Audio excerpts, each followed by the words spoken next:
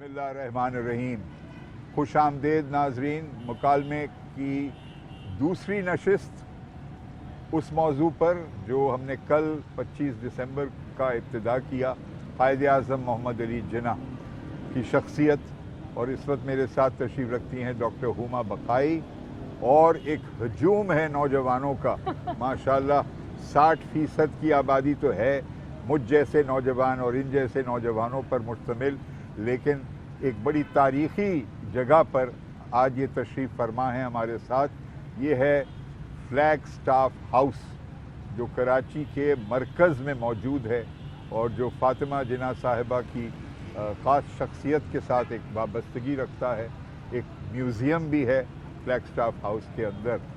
تو ہم آج گفتگو جاری رکھیں گے قائد اعظم کی انوکھی شخصیت اور آج کا پاکستان، بالخصوص وہ کون سے پہلو ان کے شخصیت کے، ان کے کام کے، جو آج کے پاکستان کے کانٹیکس پر ہمیں غور کرنا چاہیے اور ہمیں سیکھنا چاہیے نوجوانوں کے سوالات سے. اس سے قبل کہ میں ان سے گزارش کروں کہ وہ سوال کریں، میں صرف ایک بات کا اشارہ کرنا چاہتا ہوں کہ جہاں ایک طرف قائد اعظم مکمل طور پر یقین رکھتے تھے کہ پاکستان ایک آزاد ریاست جس میں مسلمان اپنی طور طریقے کے ساتھ، اپنے قدروں کے ساتھ زندگی گزار سکیں، ساتھ ساتھ ان کے اسٹریٹجی میں لچک بھی موجود تھی.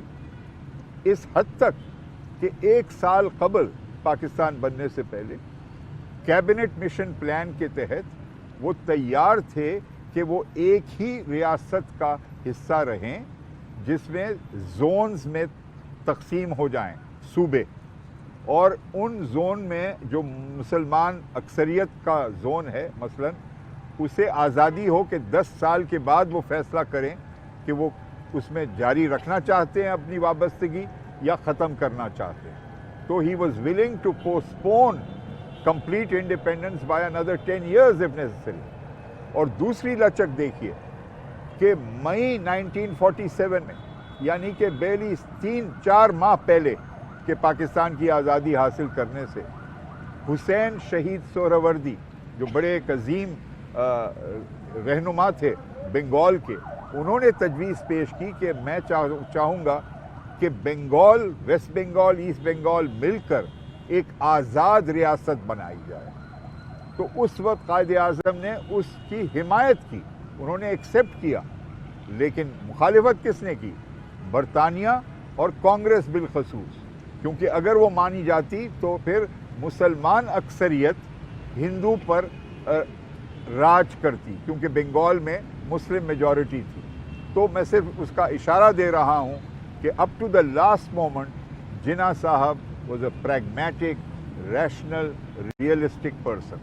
اب pragmatic he was, realistic he was, لیکن بہت پرنسپلڈ بھی تھے اور لاجک اور ریشنل سے بات کرتے تھے، کیونکہ انہوں نے 14 نکات دیے تھے، اور جب وہ 14 نکات نہیں مانے گئے تو پھر انہوں نے اپنی اسٹریٹجی میں تبدیلی لائے، لیکن لاجک کے ساتھ. لیکن ایک اور بات بھی ہے، کچھ باتیں ایسی تھیں جس پہ وہ کمپرومائز نہیں کرتے تھے.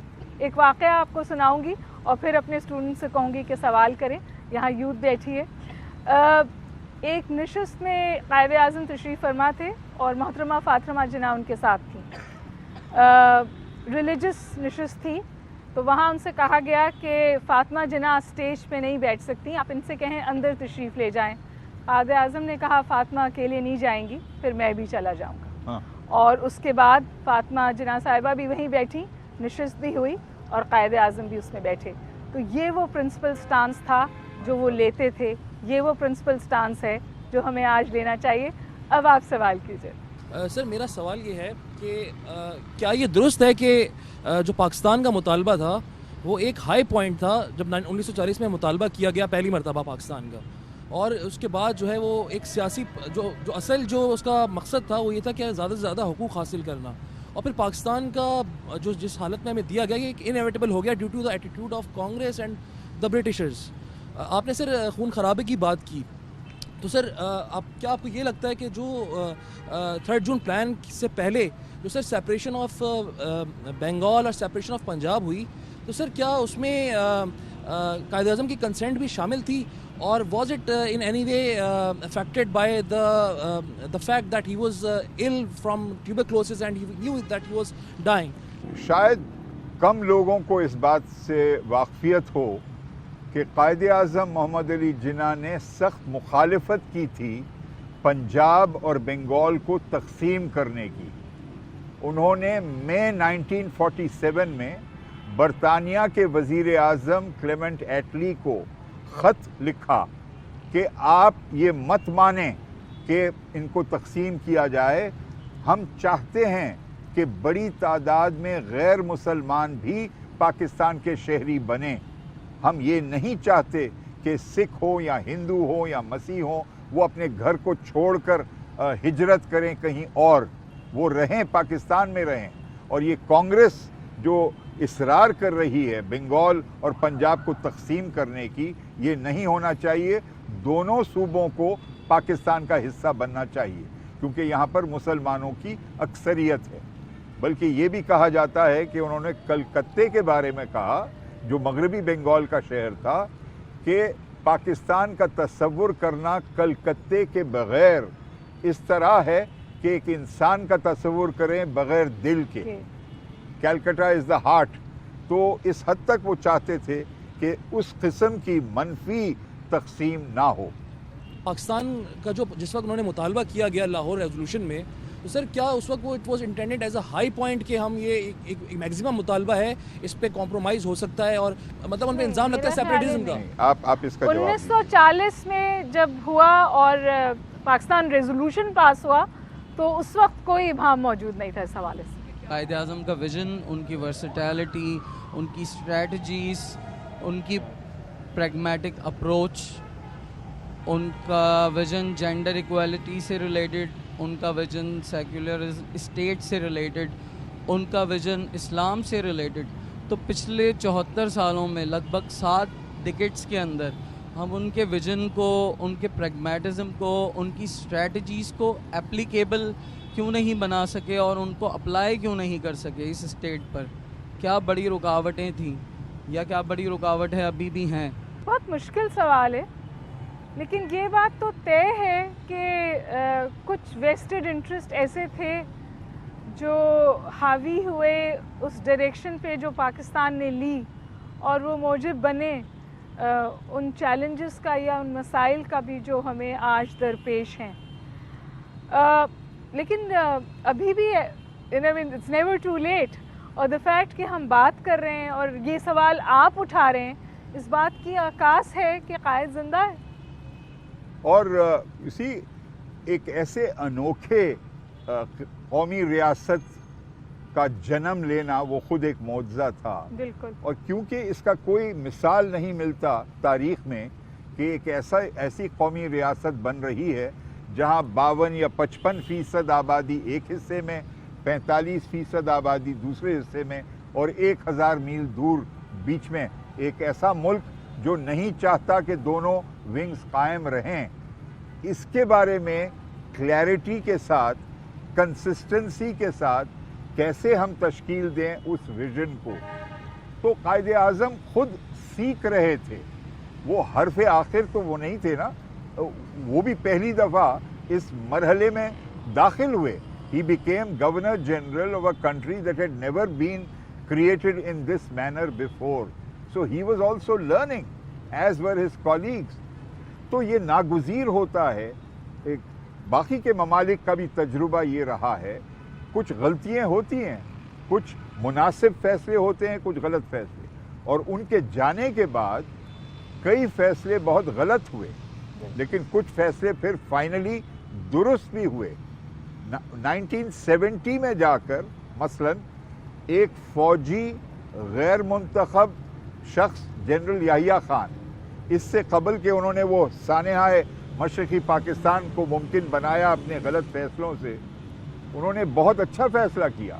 وہ یہ کہ ہر بالغ شخص کو ایک ووٹ ملے گا, جبکہ اس سے پہلے 1956 کے آئین میں پیریٹی کا پرنسپل تھا کہ مشرقی پاکستان مغربی پاکستان یکساں ہوں گے, باوجود اس کے کہ اکثریت مشرقی پاکستان میں تھی.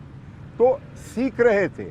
اور درست کر رہے تھے, اور 1970 میں 1 یونٹ سسٹم کو بھی ختم کر کے 4 صوبوں کو بحال کیا گیا. تو اچھے بھی کام ہوئے, لیکن کئی کام غلط ہوئے, اور ابھی بھی ہو رہے ہیں, اور کچھ اچھے کام بھی ہو رہے ہیں. لیکن سدھارنا بھی چاہیے. لیکن قائد اعظم کے پاس ویژن تھا.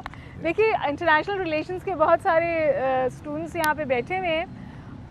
بیک ان 1947 قائد اعظم نے کہا تھا کہ Pakistan is a pivot state, اور ہم نے دیکھا کہ وہ بات پھر 12 پروو ہوئی.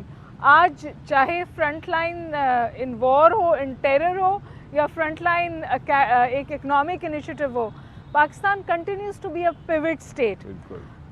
اور ہماری جیوگرافی بہت کانسیکوینشل ہے. اب اس کو ہم بیگیج بنائیں یا ہم اس کو ایسڈ بنائیں, پھر یہ ہمارے اوپر منحصر ہے. اور یہ یاد رہے کہ ہمارا جو بین الاقوامی ریکارڈ ہے, یہ 75 سال تقریباً, بین الاقوامی سطح پر کئی دفعہ پاکستان نے بڑے مثبت قدم اٹھائے ہیں. انٹرنیشنل گلوبل پالیسی میں اپارتھائڈ کی مخالفت کی, رائٹ آف سیلف ڈٹرمنیشن کو اپنایا. فلسطین پہ بعض دفعہ پاکستان عرب ممالک سے زیادہ مؤثر انداز میں ان کے لیے آواز اٹھاتا ہے. یونائٹڈ نیشنز پیس کیپنگ میں جو ہمارا کردار ہے, پیس کیپنگ فورس میں بہت نمایاں کردار ہے, اور اس میں خواتین بھی بہت جاتی ہیں. میں یہ بات بھی آپ کے گوشت گزار کر دوں, لیکن بات ہمیں کم کرنی ہے اور سوال آپ کو زیادہ کرنے. اس طرح سے آپ نے بات کی خواتین کے کردار کے بارے میں, آپ نے ویمن کی پارٹیسپیشن کی بات کی, اور جس طرح سے ہم قائد کی بھی آئیڈیالوجی کو دیکھتے ہیں, جس طرح سے وہ ویمن اور مائنورٹیز کو پرائیورٹائز کرتے تھے. آپ کے خیال میں کیا آج کا Pakistan is a reflection of the ideology that Qaid had in terms of, you know, protecting the interests of women, minorities? Obviously ہم دیکھتے ہیں جس طرح سے ایونٹس ہوتے رہتے ہیں on and of, and if not تو آپ کے خیال میں وہ کون سے آئی وڈ سے اسٹیپس ہیں یا اقدامات ہیں جو ہمیں پرابیبلی ایز اے یوتھ ہمیں لینے چاہیے, and then in the longer run ہماری پولیٹیکل ایڈمنسٹریشن کو لینے چاہیے؟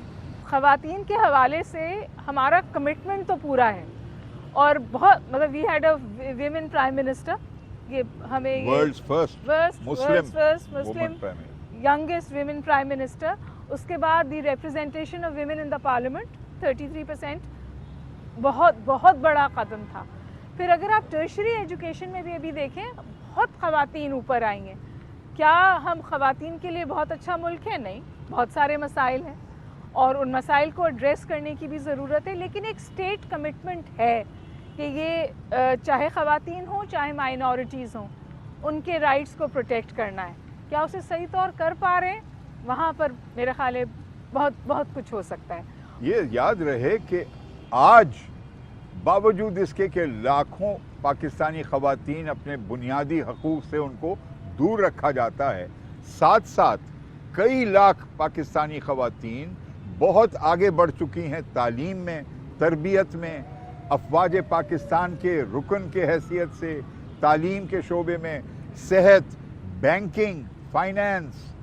ایون اتنی خوشی ہوئی مجھے آج صبح ایک پیٹرول پمپ پہ میں رکا تو وہاں کی اٹینڈنٹ بھی اب خاتون ہے, ماشاء اللہ. ہر جگہ آپ ایئرپورٹ پہ دیکھیں, ایئرپورٹ بہت بچیاں بیٹھی وہاں پر بھی کام کر رہی ہیں, دیگر شعبوں میں تو بہت کچھ کرنے کو ہے. لیکن ماشاءاللہ ہم آبادی بھی تو اتنی تیزی سے بڑھاتے ہیں کہ اگر 5 خواتین کے لیے ہم نے کچھ اچھا کیا تو 10 اور خواتین پیدا بھی جو ہو جاتی ہیں اور مرد پیدا کر دیتے ہیں. تو ہمیں توازن چاہیے. لیکن یہ ٹائڈ ریورس نہیں ہو سکتی. میرا خیال ہے جو گینز مسلم عورت نے اور پاکستان کی عورت نے اپنے لیے حاصل کیے ہیں وہ کوئی بھی ریورس نہیں کر سکتا. ایبسلیوٹلی.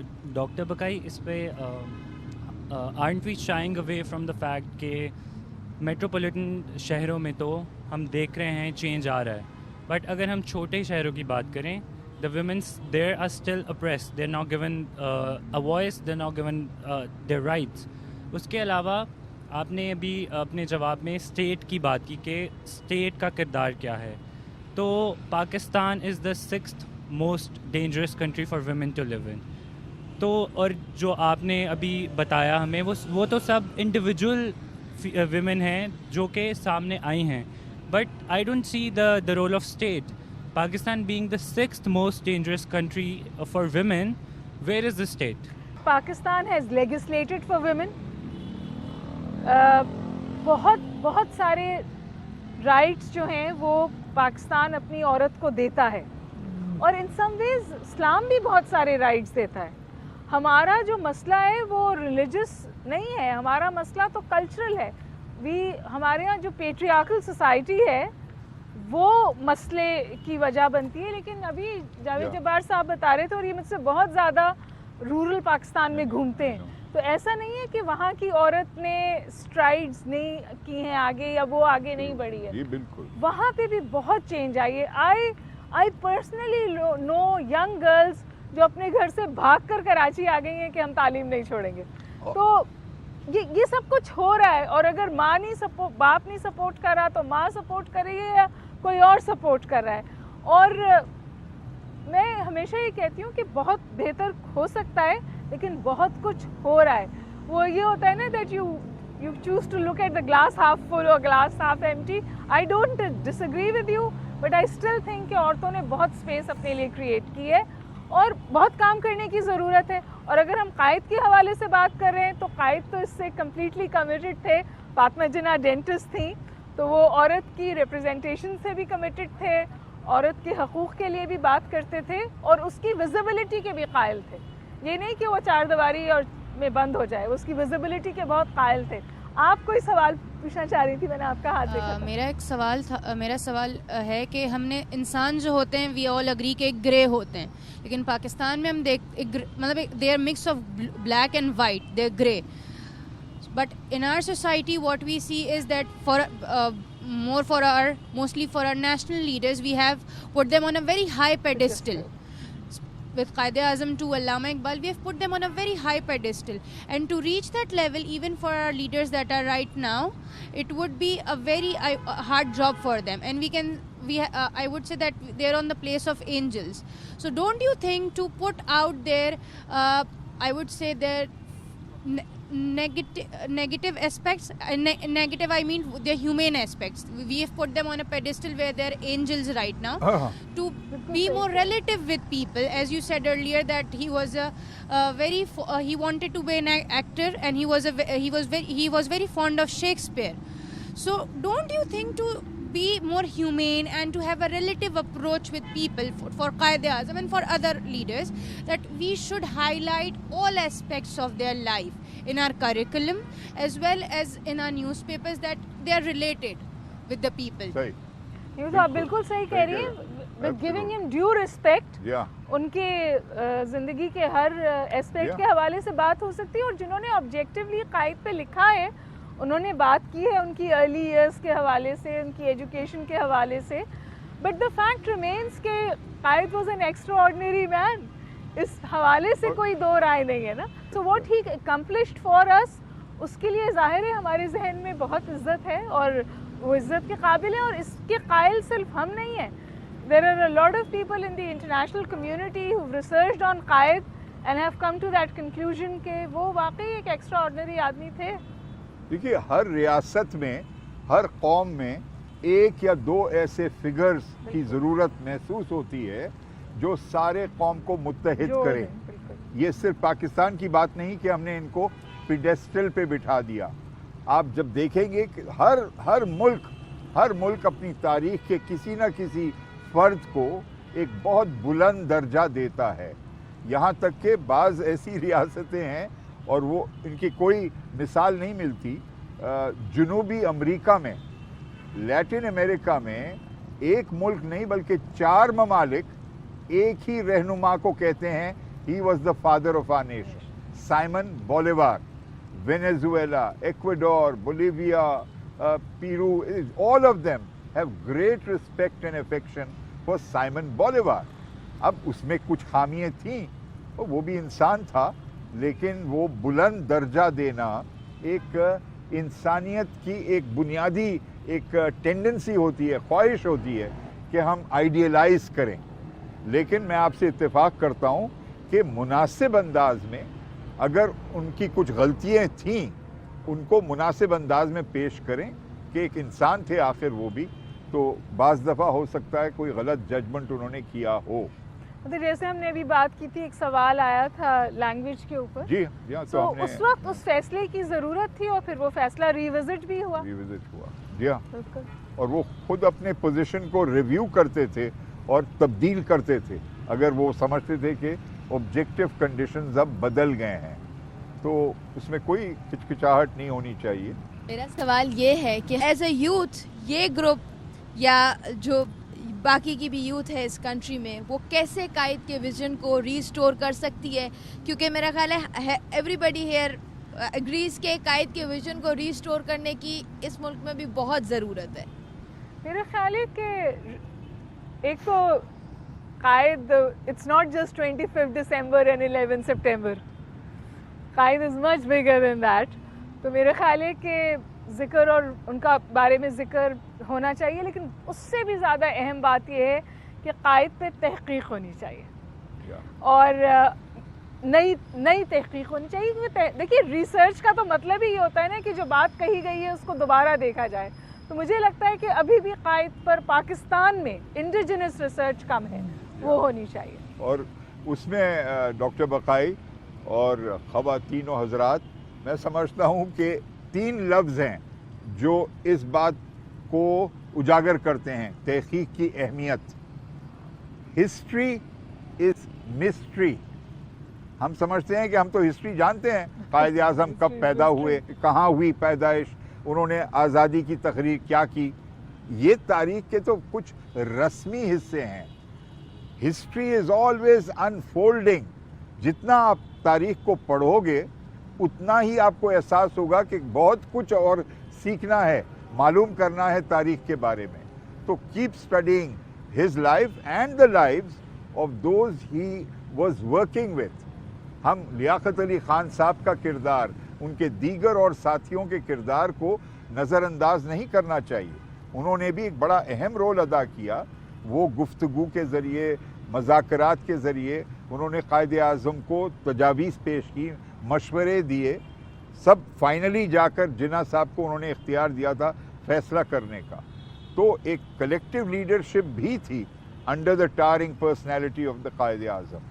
और कायद आज़म उनसे सलाह भी लेते थे और उनकी बात भी सुनते थे। I mean we know the relationship between इल्लामा Iqbal and the कायद, वो हमारे आपके सामने है। नाज़रीन, हमें एक ब्रेक लेना है और फिर ब्रेक लेके वापस आएंगे और गुफ्तगू जारी रहेगी।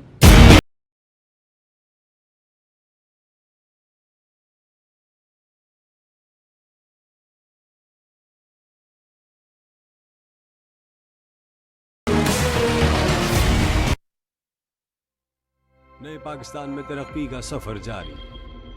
कल शानदार इफ्तिताह, बदस्त वजीर आला पंजाब, हुकूमत पंजाब। शादी के वक्त तो यूं लगता था कि मैं जिम्मेदारियों के बोझ तले ही दब जाऊंगा, लेकिन मैंने और मेरी बीवी ने बाहमी मुशावरत से अपनी छोटी सी फैमिली की बुनियाद मुनासिब वक्फे, माँ और बच्चे की सेहत पे रखी। इसलिए मेरी लाइफ तो सेट है। मुफ्त मशवरे और काबिल भरोसा सहूलियात की हुसूल के लिए मुफ्त कॉल करें। महकमा बहबूद आबादी, हुकूमत पंजाब।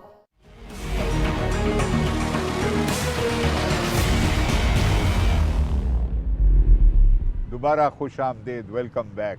और गुफ्तगू थी हमारे नौजवान साथियों से जारी थी और सवाल का हम मुंतज़िर हैं। जी फरमाइए। Ghanshyam Rathore, I did master in IR from university of Karachi. जी, मेरा जो ताल्लुक़ है वो मिनारिटी कम्युनिटी से है। मेरा जो क्वेश्चन है वो आज के जो पाकिस्तान के हवाले से है। अगर हम देखते हैं अभी जो पॉलिटिकली इनस्टेबिलिटी बहुत ज़्यादा बढ़ रही है, हम डिवाइडेड हुए हैं, हमारे पास एक मतलब यूनिटी नहीं है, हमारे पॉलिटिकल मतलब जो स्ट्रक्चर है वो मतलब दिन ब दिन बढ़ता जा रहा है, ख़राब होता जा रहा है।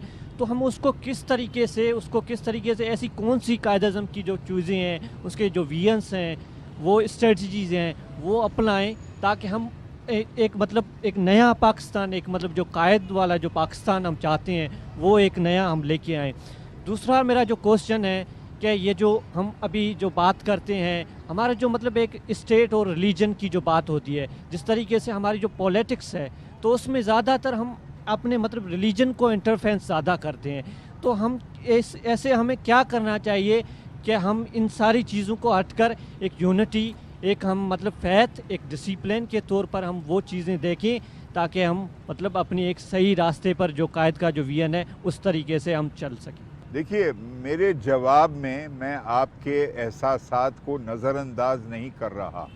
مجھے احساس ہے کہ آپ کو بڑا افسوس ہے, دکھ ہے, فکر ہے کہ آج کے پاکستان بالکل ایک اور بگاڑ کی شکل پیش کر رہا ہے. لیکن میں آپ سے گزارش کروں گا کہ اتنا بھی مایوسی میں اپنے آپ کو ڈوبائیے مت. اسی پاکستان میں جہاں کہتے ہیں کہ جی ہر الیکشن میں دھاندلی ہوتی ہے, ہر الیکشن میں کوئی نامعلوم افراد دخل دیتے ہیں اور نتیجے کو بدلتے ہیں, اسی نظام کے تحت ابھی ہم نے خیبر پختونخوا میں ایک ایسے الیکشن کا نظام دیکھا, نتائج دیکھے جو رولنگ پارٹی کے عین مخالف جاتے ہیں. ان کو اس نے ہلا دیا کہ باوجود اس کے کہ ان کا یہ سیکنڈ ٹرم چل رہا ہے خیبر پختونخوا میں, ان کو شکست حاصل ہوئی ایک ایسی سیاسی جماعت کے حوالے جو انہوں نے ماضی میں اس کو ڈیفیٹ کیا. تو یہاں ممکن ہے پاکستان میں ایک غیر جانبدار شفاف الیکشن ہو جس میں بظاہر تو فوج کا کوئی رول تھا نہیں, اور یہ میں نہیں ماننے کے لیے تیار کہ ہر الیکشن میں کوئی نہ کئی طریقے سے فوج نے جتوا دیا ان امیدواروں کو. یہ میں انکار کرتا ہوں کہ اس کا کوئی ثبوت نہیں ہے. اور جو ہارنے والی پارٹی ہے, سب سے مثبت بات, میں کئی چیزوں پر حکومت وقت پر تنقید کرتا ہوں, لیکن ایک بات کو داد دینا چاہیے, انہوں نے شکست کو تسلیم کر لیا. انہوں نے یہ نہیں کہا کہ اس میں دھاندلی ہوئی ہے, بلکہ کہا ہماری غلطی ہے, ہم نے ہے. غلط ٹکٹس بانٹے, خواہ پروری کی. اور میرا خیال ہے کہ یہ جمہوریت کا تسلسل ہے. میرا خیال ہے جو اہم بات ہے وہ یہ ہے کہ جمہوریت جڑ پکڑ رہی ہے پاکستان میں, یہ اہم بات ہے. اور اب تواتر کے ساتھ ہر پولیٹیشن, جو تمام پارٹیز کے جو پولیٹیشنز ہیں, وہ یہ بات کہتے ہیں کہ اب دھاندلی ممکن نہیں ہے. اور وہ اس لیے بھی ممکن نہیں ہے کہ آپ زیادہ ویجیلنٹ ہیں. دیکھیے میں بار بار یہ بات کہتی ہوں کہ 60% حصہ پاکستان کا یوتھ ہے, یعنی 18 سے 35 سال کی عمر کے لوگ. آپ نے فیصلہ کرنا ہے کل کا پاکستان, آج کا پاکستان کیسا ہونا ہے. یہ جو کشیدگی آپ دیکھتے ہیں نا سیاست میں, یہ ناگزیر ہے جمہوریت میں. اگر جانبداری کی بنیاد پر ہم جمہوریت چلانا چاہتے ہیں تو پھر یہ تو ناگزیر ہے, یہ تو ہوگا. ایک پارٹی دوسرے پارٹی کو برا بھلا کہے گی, لیکن کچھ حدود کے اندر اگر رہتے ہوئے, بغیر تشدد کے, بغیر گالی گلوچ کے, بغیر نفرت پھیلائے اگر آپ سیاسی اختلاف کریں ایک دوسرے سے تو وہ ایکسیپٹیبل ہے. ہر جمہوریت میں یہ ہوتا ہے, صرف پاکستان میں نہیں ہوتا. یہ انسان کی فطرت میں ہے اختلاف کرنا ایک دوسرے سے. نہیں, اختلاف طریقہ اختلاف ہو نا. پھر اگر ہم قائد پہ واپس آ جائیں, قائد سے زیادہ کانفرنٹیشنل پالیٹکس میں تو کوئی نہیں گیا نا, ہیڈ آن گئے. بٹ کبھی آواز بھی اونچی نہیں کی, جیسے میں نے پہلے بھی کہا, کبھی جیل بھی نہیں گئے. جو لوگ ان کے بالکل مخالف تھے وہ بھی ان کے اخلاق کے قائل تھے. تو میرا خیال ہے کہ یہ وہ باتیں ہیں جو مطلب اختلاف تو اچھا ہے, ڈسینٹ کی تو بہت ویلیو ہے, طریقہ اختلاف کیا ہے اس حوالے سے سوال اٹھانا چاہیے. گھنشیام صاحب, آخری نقطہ آپ کے سوال کے جواب میں عرض کروں گا. مجھے کتنی ہمت ہوئی نتائج دیکھ کر لاسٹ الیکشن کے کہ ہمارے صوبے سندھ میں عام نشستوں کے الیکشن میں 3 جگہوں پر ایک مائنورٹی کمیونٹی کے امیدوار نے مسلمان امیدوار کو شکست دی. کئی مسلمان امیدواروں کو. ایک حلقے میں تو چلو ہندو ہماری آبادی کا ایک حصہ تھا تھر پار کر, لیکن 2 اور ایسے حلقے ہیں, جامشورو اور میرپور خاص, وہاں پر مسلمان اکثریت تھی, لیکن اتنی تمیز تھی ووٹر میں کہ انہوں نے بغیر یہ دیکھے کہ اس امیدوار کا مذہب کیا ہے, انہوں نے اس کے انفرادی قابلیت یا پارٹی کے بیسس پہ ووٹ ڈالا. تو یہ شعور کا ایک اظہار ہے اور یہ بڑی اچھی بات ہے. تو ہمیشہ ہمیں ایک مایوسی کا شکار نہیں ہونا چاہیے. اگر مثبت کوئی بات ہے پاکستان میں ہو رہی ہے اس کو بھی پہچاننا چاہیے. جاوید صاحب, میرا پہلے ایک کمنٹ ہے چھوٹا سا اور پھر میرا سوال. سر کمنٹ یہ ہے کہ ہم نے دیکھا کہ قائد اعظم کی زندگی میں بھی جو مذہبی قیادت تھی اور جو سیکولر ہونے کے دعوے دار تھے، دونوں ہی قائد اعظم پہ اکثر تنقید کیا کرتے تھے. اور پاکستان بن جانے کے بعد ہم نے یہ دیکھا کہ دونوں نے جو ہے وہ قائد اعظم کو بہت اچھی طرح اپنا لیا. تو سوال میرا یہ ہے کہ سر ہم طالب علم ہیں اور تحریک پاکستان میں بھی طالب علموں کا کردار جو ہے وہ بہت نمایاں تھا، اور قائد اعظم خود بھی اسٹوڈنٹ پولیٹکس کے بہت معترف تھے اور ان سے خطاب بھی کیا کرتے تھے، ان کی حوصلہ افزائی بھی کیا کرتے تھے. لیکن سر ہم نے یہ دیکھا ہے کہ پاکستان میں ایک عرصے سے اسٹوڈنٹس یونین پہ پابندی ہے. تو سر کیا آپ سمجھتے ہیں کہ یہ قائد اعظم کے ویژن کے مطابق ہے؟ کیا اسٹوڈنٹس یونین کو قائد اعظم کے جو ویژن تھا اس کی روشنی میں بحال نہیں ہونا چاہیے؟ یہ مناسب نہیں ہوگا کہ میں کلیم کروں کہ قائد اعظم کا اس کے بارے میں کیا موقف ہوتا، کیونکہ وہ گزر گئے. انہوں نے وہ دور نہیں دیکھا جہاں پر سیاسی جماعتوں نے اپنی شاخیں یونیورسٹی کیمپسز پر قائم کی اور تشدد کا بھی استعمال کیا گیا، اور کشیدگی اتنی بڑھائی گئی نوجوان طلباء میں پارٹی کے بیسس پر کہ اس وقت کی حکومت پابند ہو گئی، مجبور ہو گئی کہ اسٹوڈنٹ یونین پر ایک پابندی لگائی جائے.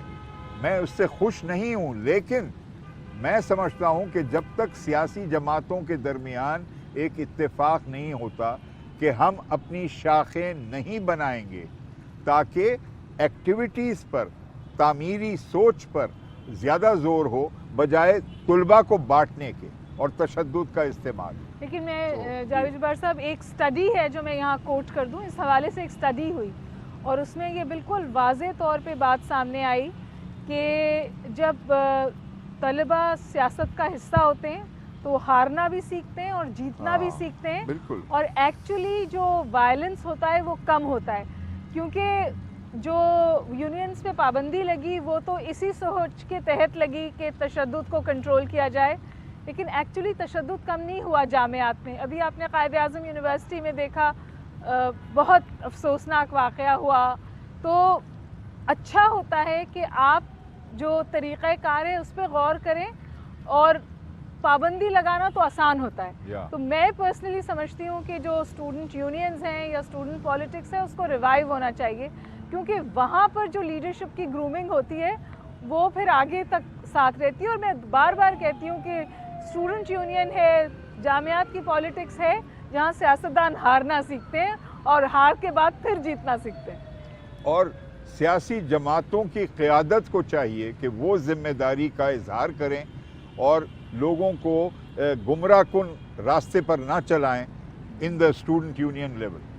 انہیں تعلیم اور تربیت حاصل کرنے دیں. ابھی آپ نے تذکرہ کیا کہ قائد اعظم کی ملٹی ڈائمینشنل پرسنالٹی تھی، تو پھر آج کل ان پر تحقیق کرنے پر اتنی پابندی کیوں لگا دی ہے؟ طلباء کو یہ حق کیوں نہیں دیا جاتا کہ وہ ان پر اتنی تحقیق کر سکیں قائد اعظم آپ پہ؟ کو ایسا لگتا ہے کہ پابندی ہے تحقیق؟ مطلب وہ محدود کر دیا ہے، اسے وہ ان کی قیادت پر زیادہ تحقیق ہوتی ہے. میرا نہیں خیال کہ اگر اچھی تحقیق کی جائے، مطلب تحقیق کو تو کوئی محدود کر ہی نہیں سکتا. جب آپ تحقیق پبلش کرتے ہیں پھر پتہ چلتا ہے آپ نے کیا کیا. نہیں، میرا نہیں خیال کہ تحقیق کو محدود کیا گیا ہے، اور اچھا ہوگا کہ ان کی پرسنالٹی کے ہر اسپیکٹ پہ تحقیق ہو اور ہم پھر قائد کو بہتر طور سمجھ پائیں. میرا نہیں خیال کہ کوئی پابندی ہے اس حوالے سے. تحقیق کم ہوئی ہے یہ میرا ذاتی خیال ضرور ہے، ہوئی ہے لیکن کم ہوئی ہے اور مزید ہونی چاہیے. اگر کوئی بات پر تنقید کرنی ہو قائد اعظم کے کام کے بارے میں تو آپ آزاد ہیں، آپ لکھیں. بعض لوگ شاید اعتراض کریں، ہو سکتا ہے کوئی اخبارات انکار کریں شائع کرنے سے، یا کوئی ٹی وی چینل کہے نہیں آپ یہ بات نہ کریں تو بہتر ہے، لوگوں کے سینٹیمنٹ افیکٹ ہوں گے، ہو سکتا ہے کہیں. لیکن میں سمجھتا ہوں کہ تیار ہے پبلک بھی اور رائے عامہ بھی اور ذرائع ابلاغ بھی کہ ایک مناسبت سے احترام کے ساتھ آپ تعمیری تنقید کریں تو اس کے لیے بہت گنجائش ہے. دیکھیے، اب کی جو مشرقی پاکستان ابھی گزری وہ تاریخ، اور میں نے بہت شیڈز آف اوپینینز اور انفارمیشن دیکھے جو موجود تھے. تو میرا خیال ہے اب تو ہم انفارمیشن ایج میں ہیں. آپ کے پاس یہ حق ہے اور آپ کے پاس یہ اب طریقہ کار ہے کہ آپ انفارمڈ ڈیسیشن لیں، چاہے وہ مشرقی پاکستان کے علیحدگی کے حوالے سے ہو، چاہے پاکستان کے فیوچر کے حوالے سے ہو، چاہے قائد کے حوالے سے ہو. میرا سوال جنگوازم کے حوالے سے ہے، اور ایک سبق جو ہمیں پڑھایا جاتا ہے نیشنلزم کا. جب سے ہم پیدا ہوتے ہیں کہ ہم سنتے آئے ہیں کہ سب سے پہلے پاکستان. کیا یہ جنگوئسٹک ایٹیٹیوڈ ہمارا ہمیں پریونٹ نہیں کرتا کہ ہم سوال کر سکیں اسٹیٹ سے؟ آن دا ادر سائڈ ہم اسی ایکسٹریمسٹ ایٹیٹیوڈ کو دیکھتے ہیں ٹورڈز ریلیجن، اور پھر ہم سیالکوٹ جیسے واقعات دیکھتے ہیں جو مشل کے ساتھ تو ہم اس طرح کے واقعات دیکھتے ہیں. لوگ قانون اپنے ہاتھ میں لیتے ہیں. تو قائد اعظم کے پاکستان میں اگر ایک افلوئنٹ بیک گراؤنڈ سے تعلق رکھتا ہوں اور میں اسٹیٹ سے سوال نہیں کرتا، لیکن قائد کے پاکستان میں کیا وہ طبقہ، اس کو بھی کوئی حق نہیں ہے کہ وہ اسٹیٹ سے پوچھ سکے کہ اسٹیٹ نے اس کو کیا دیا؟ اس طرح سے ہم بہت ہائپوتھیٹیکل سوال کر سکتے ہیں کہ اسٹیٹ نے ہمیں کیا دیا، اور پھر اس کا ایک بہت یوزول جواب یہ ہے کہ آپ نے پاکستان کے لیے کیا کیا. مطلب یہ بھی تو ایک سوال ہے نا. 80% یوتھ آج ہمارے اس خواہش میں ہوتے ہیں کہ یا تو ملک سے باہر چلے جائیں یا کسی ملٹی نیشنل کمپنی میں لگ جائیں. میں ایکچولی حیران ہوتی ہوں جب میرے پاس اسٹوڈنٹس آتے ہیں اور میں ان سے کہتی ہوں کہ سول سروس کا امتحان دو. بہت بچے کہتے ہیں نہیں، I don't see myself as a bureaucrat. Why not? یہ تو I think largely it is وہ آپ کی اپنی اسٹیٹ کے ساتھ کیا ریلیشن شپ ہے. اور جہاں تک آپ نے کہا کہ ریلیجس انٹالرنس ہے یا نیشنلسٹک ایٹیٹیوڈ ہے، میرا خیال ہے اب تو بالکل یہ کنسنسس ہے کہ we must celebrate our diversity. ابھی جاوید جبار صاحب نے بات کی کہ ہم پاکستانی ہونے سے پہلے ہماری ایک شناخت تھی اور وہ شناخت رہے گی. تو ہماری بہت ساری شناخت ہیں اور اس وقت کمپلیٹ کنسنسس ہے کہ آپ کو ڈائیورسٹی کو سیلیبریٹ کرنا چاہیے. لیکن جو اس سے اہم کنسنسس ہے جس کے بارے میں ہمیں بہت بات کرنی چاہیے وہ یہ کہ Pakistan is a federal entity, اور جو 1940 ریزولوشن کی اسپرٹ ہے وہ زندہ ہے اور اسے زندہ رکھنا چاہیے، کیونکہ اسی میں پاکستان کی بقا ہے. اور اسی کے لیے ہم نے اتفاق رائے کا اظہار کیا. 18ویں ترمیم آئی اور اس میں بے شک کچھ ہیں نقائص جن کا مزید اصلاح کرنی چاہیے، لیکن میچورٹی، شعور ہم نے اس کا اظہار کیا ہے. اور رہی بات یہ جنگوئزم کی، واقعی میں یہ خطرہ ہوتا ہے کہ بعض دفعہ آپ قومیت کو اتنا بھڑکائیں یا اجاگر کریں کہ دوسری قوموں کو اس سے خطرہ محسوس ہو. لیکن میں نہیں سمجھتا کہ پاکستانی قومیت اس وقت کسی اور ملک کے لیے خطرہ ہے. We are not in that sense an aggressive expansionist power.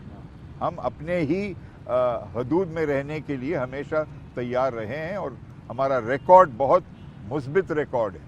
لیکن میرا بہت دل چاہتا ہے کہ میں آپ سب سے کہوں کہ پاکستان کو اپنی سوورن اسپیس بڑی کرنی چاہیے، اور ہماری سوورن اسپیس جو ہے وہ جڑی ہوئی ہے ہماری معیشت سے. So I think each one of us should work very hard کہ ہماری معیشت کھڑی ہو. میں انہی باتوں کو کنٹینیو کر کے بولنا چاہوں گی کہ اگر ہم قائد اعظم کو دیکھتے ہیں تو وہ ایمان کی بھی بات کرتے تھے، مذہب کو بھی اہمیت دیتے تھے، اور ہم اگر ان کی پرسنل لائف کو دیکھیں تو وہ ویسٹرن اپروچ کو بھی فالو کرتے تھے. مطلب کہ وہ دونوں چیزیں لے کے ساتھ چل رہے تھے. تو آپ کا میں صرف اوپینین لینا چاہتی ہوں کہ آج کی نوجوان نسل میں وہ کیا چیزیں ہیں جو کہ آپ لوگ سمجھتے ہیں، آپ کی جنریشن سمجھتی ہے کہ یہ ہونی چاہیے، جو کہ ہم نہیں کر پا رہے ہیں. بی بی میں پرہیز کرتا ہوں، کوشش کرتا ہوں مکمل طور پر، میں یہ منفی انداز میں نہیں عرض کر رہا، سویپنگ سٹیٹمنٹ کرنا کہ ہماری نسل نہیں کر رہی، نوجوان نسل. میں سمجھتا ہوں کہ نوجوان نسل کے کئی حصے ہیں، مختلف قسم کی سوچ موجود ہے. کہیں پر آپ کو مثبت سوچ ملے گی، کہیں پر انتہا پسندی ملے گی، کہیں پر لا علمی ملے گی، اور کہیں پر بہت ذہین، بہت پڑھے لکھے نوجوان ملیں گے. تو ایک ہی قسم کی نوجوان نسل نہیں ہے. It is a multiplistic youthful generation. تو کچھ قدروں کو ہمیں ہمیشہ اپنا حصہ بنا کر رکھنا چاہیے، لیکن جدت کو ہمیں ویلکم کرنا چاہیے. اور یہی طریقہ کار مجھے نظر آتا ہے. اتنا دلچسپ بات ہے پاکستانی نوجوانوں کی کہ وہ اپنے لباس میں 21st سینچری ڈریس پہنیں گے، لیکن وہی شخص جا کر بڑی پابندی سے نماز پڑھے گا، عبادت کرے گا، اور پھر واپس آ کر جو کنٹمپرری म्यूज़िक है मसलन, आजकल की मॉडर्न म्यूज़िक एंजॉय करेगा, वो कोई तजाद नहीं समझता। Pakistani is a very cosmopolitan persona, वो दोनों चीज़ों को अपना लेकर, इसीलिए तो मुझे बहुत अनोखी बात लगती है। और मैं ये मिसाल देता हूँ कि अगर लंदन में मसलन अगर मैं बैठा हूँ कहीं पर और मैं हूँ वैसे ही काहिल, तो बैठा रहता हूँ हाँ, देखते हुए कि कौन गुज़र रहा है। अगर दूर से नज़र आए 4 नौजवान कि ये जनूबी एशिया के हैं, मैं तो फ़ौरन कह सकता हूँ कि ये खर दिमाग जो है ना, ये है पाकिस्तानी, क्योंकि पाकिस्तानी नौजवान में ख़ास अंदाज आ गया है, चाहे वो ख़वातीन हो या मर्द हो। यहाँ जो बैठे हैं माशाल्लाह 5 मर्द नौजवान, इनको फ़ौरन हम कह सकते हैं ये पाकिस्तानी है। इनकी आँखों में, इनके चेहरे में, इनके अंदाज़ गुफ्तगू और चलने फिरने में। इसी तरह माशाल्लाह पाकिस्तानी ख़वातीन तो दुनिया की सबसे खूबसूरत और ज़हीन ख़वातीन है, इसमें तो कोई शक नहीं है कोई शक नहीं है। तो मुझे लेकिन तो पता है आप, दिस इज इम्पोर्टेंट, हम यूथ बल्ज की बात करते हैं ना, पाकिस्तान का यूथ बल्ज है, और वो यूथ डिविडेंड्स जुड़े हुए हैं आपकी पॉपुलेशन ग्रोथ से। तो अगर ये जो आपकी प्रोडक्टिव डेमोग्राफिक पिरामिड में जो आपकी जगह है वो उसी वक्त प्रोडक्टिव होगा और डिविडेंड्स होंगे जब आपकी पॉपुलेशन ग्रोथ रेट रुकेगी। अगर 3.6 से नीचे आप लोग नहीं लाएंगे पॉपुलेशन ग्रोथ रेट 2.4 अब तो बिल्कुल हाँ, 3 2.4 भी बहुत ज़्यादा है ना। ज़्यादा है। सारे तो मुसलमान ममालिक में हमारी सबसे बड़ी रेट ऑफ ग्रोथ है। और देखिए बांग्लादेश मुस्लिम कंट्री है, उसने कंट्रोल किया, ईरान मुस्लिम कंट्री है, उसने कंट्रोल किया, मलेशिया मुस्लिम कंट्री है, टर्की मुस्लिम कंट्री है। तो I don't think it's religion. मेरे ख्याल है ये मतलब आप जितनी भी तरक्की की बात कर लें, यहाँ आके सब कुछ ज़ीरो हो जाता है अगर आप अपनी जो आबादी है उसको कंट्रोल नहीं कर पाते। और कायद आज़म के तसव्वुर से ये बिल्कुल तज़ाद है, क्योंकि कायद आज़म तवाज़ुन में यकीन रखते थे, balance between resources and what you can do. Quaid Azam John Locke के इंस्पायर्ड थे जॉन लॉक से, और बहुत एडमायरर थे उनकी टीचिंग्स पे बहुत बिलीव करते थे वो। तो क्या आपको लगता है कि मौजूदा हालात जो हैं वो कायद आज़म के लिबरलिज़म, यानी हम देख रहे हैं कि हमारा मुल्क एक बहुत ही राइट विंग कंजर्वेटिव की तरफ या तो पोर्ट्रे किया जा रहा है या ऐसा है? आप अपने नज़दीक बताइए कि आपकी राय क्या है कि is it a liberal country और is it right wing? Pakistan is not a liberal western state, but Pakistan is definitely a liberal state. हमारी मईशत ओपन है, हमारे सोशियो इकनॉमिक नॉर्म्स भी खासे लिबरल हैं। मैं अमूमी तौर पे समझती हूँ पाकिस्तान सेंट्रल स्टेट है, बट ऐसे एलिमेंट्स हैं जो हमें लिबरलिज्म, फॉर एग्जांपल सबसे अहम चीज़ तो मईशत होती है ना। तो आप तो कैपिटलिस्ट इकॉनमी है और हमेशा कैपिटलिस्ट इकॉनमी रहे, बीच में एक छोटा सा स्पेल आया था, उसके अलावा ओवरऑल प्रोग्रेसिव सोसाइटी है। विमेन की विजिबिलिटी और विमेन की एम्पावरमेंट बढ़ रही है। मैं हमेशा एक बात कहती हूँ कि हम औरतों को एम्पावर कर रहे हैं, लेकिन हम मर्दों को एम्पावर्ड औरतों के साथ रहना नहीं सिखा रहे। वो प्रॉब्लम्स अपनी जगह हैं, but I think Pakistan is a central state. And जैसे कि जावेद जब्बार साहब ने भी फरमाया कि कायद आज़म का जो सबसे अहम थ्रस्ट था वो तवाज़ुन था। तो उन्होंने इस्लाम की अहमियत की भी बात की, इस्लाम की अहमियत की पाकिस्तान के हवाले से बहुत बात की, जो हजूर की सुन्ना और इस्लामिक लॉज हैं उनकी अहमियत की पाकिस्तान के हवाले से बात की, लेकिन उसके साथ साथ वो बिल्कुल क्लियर थे रियासत और मज़हब के रिश्ते के हवाले से। तो माइनॉरिटीज़ की अकोमोडेशन की बात उन्होंने बार बार की। क्लैरिटी शायद लफ्ज़ मुनासिब होगा। अगर आप ढूंढना चाहती हैं तो हमें ज़ोर देना चाहिए इज्तिहाद पर, कि नया इल्म जो इस वक्त दुनिया भर में पैदा हो रहा है, कभी पहले इंसान की तारीख में नहीं पैदा हुआ। हर शोबे में नया इल्म आ रहा है और आप स्पेशलाइज अपने ही शोबे में करने से दूर रहते हैं, क्योंकि इतनी तेज़ तर तब्दीली आ रही है। ऐसे औकात में कायद आज़म एक बहुत बेहतरीन मिसाल हैं, जिन्होंने जदीद सोच को और इस्लाम के कदीम बुनियादी सुतून को मिलाकर एक मॉडर्न विज़न पेश किया। تو اسی لیے 21ویں صدی کے لیے بھی ہمیں تیار رہنا چاہیے. بہت انقلابی تبدیلیاں آنے والی ہیں اور کچھ ایسے نئے مواقع پیدا ہو جائیں گے جن کا آج ہم تصور بھی نہیں کر سکتے کہ کیا اس وقت جو مثلاً ملازمتیں مختلف شعبوں میں ہمیں مل رہی ہیں آئندہ 15-20 سال میں وہ شاید موجود ہی نہ ہو. بالکل نئے قسم کے ریکوائرمنٹس پیدا ہوں گے. تو اجتہاد, application of new knowledge to what is happening in today's Pakistan. چلو جبار صاحب اگر آپ اجازت دیں تو اجازت لیں. اچھا اجازت بھی لینے کی ضرورت ہے. جی ہاں آپ سب کا بہت بہت شکریہ آپ نے ہمیں جوائن کیا. I think it's been an interesting session. انشاءاللہ پھر بات ہوگی. جی جائز. اور بس میں آپ کا شکریہ ادا کرنا چاہتا ہوں ڈاکٹر ہما بقائی اور آپ سب کا اور ناظرین کا کہ آپ نے ہمیں برداشت کیا. شرکت کا بہت شکریہ اور انشاءاللہ پاکستان کو بہتر ایک پاکستان بنانے میں قائد اعظم کے تصور اور ان کے اصول کو ہمیشہ ہم ایک انسپریشنل سورس کے طور پر یوز کرتے رہیں گے. خدا حافظ. حافظ.